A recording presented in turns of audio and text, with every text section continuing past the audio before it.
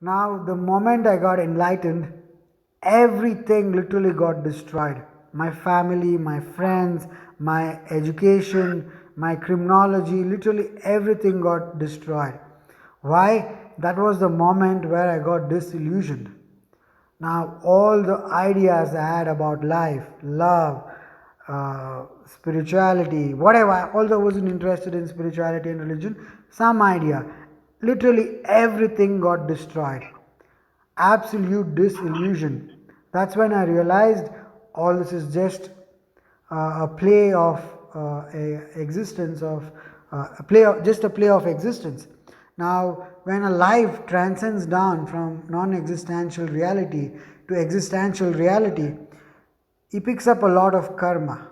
Now, when he picks up a lot of karma, that's when Maya comes into play.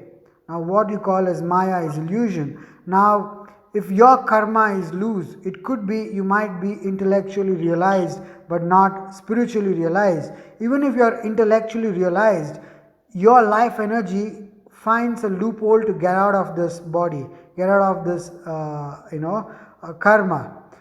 That's when Maya comes into play. Maya makes sure that your mind is in illusion, so that you don't exit your body, you don't exit samsara without fulfilling your karma.